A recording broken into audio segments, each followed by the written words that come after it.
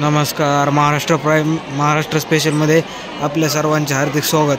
तर आज आपण आलेलो आहोत श्री क्षेत्र भगवानगड या गडाचा, ज्या ठिकाणी अखंड हरिनाम म्हणजेच नारळी अखंड हरिनाम नारळी सप्ताह आहे.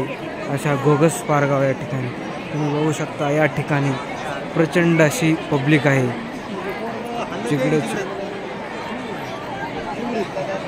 शेवटपर्यंत पब्लिक आहे, तुम्ही बघू शकता. आपण थोडंसं स्टेजकडे जातोय. या ठिकाणी असं आत जाण्यासाठी दोरी लावलेली आहे, जेणेकरून या दोरीच्या आतमध्ये कोणीही जाऊ शकल नाही, असं स्टेजच्या ठिकाणी व्यवस्था केलेली आहे.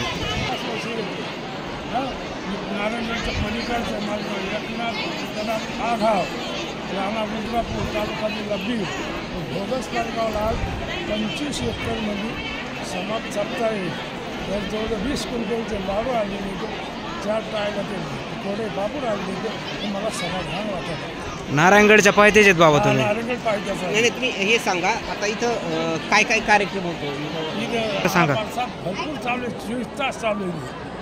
हे उडतच नाही, किती पब्लिक आली तरी जेवण चालूच आहे, कमी पडत नाही, भरपूर आले.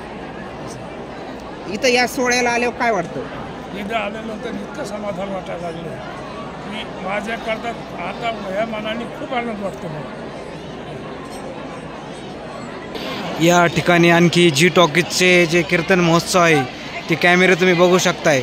या ठिकाणी भव्य आणि दिव्य अशा प्रकारचा मंडप, साऊंड, तसेच वयोवृद्ध, बालक, तरुण, माता भगिनी सर्वांची प्रचंड अशी गर्दी आहे. बघू शकता. आपण स्टेजकडे जात आहोत. या ठिकाणी तुम्ही बघू शकताय फुलं आणलेली आहेत. फुलं कशा प्रकारचे आहेत ते या ठिकाणी तुम्ही बघू शकता. महंत नामदेव महाराज शास्त्री यांचं जे स्थान आहे ते या ठिकाणी सप्ताहाच्या ठिकाणचं जे स्थान आहे तुम्ही ते बघू शकताय. या ठिकाणी गर्दी, पब्लिक बघू शकताय किती प्रमाणात आहे.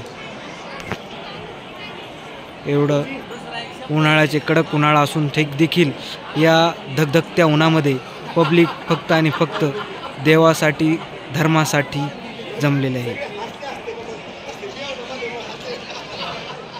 मंडपच्या बाहेर म्हणजे जे धर्ममंडप आहे त्याच्या बाहेरील अशी जागा बघू शकता तुम्ही.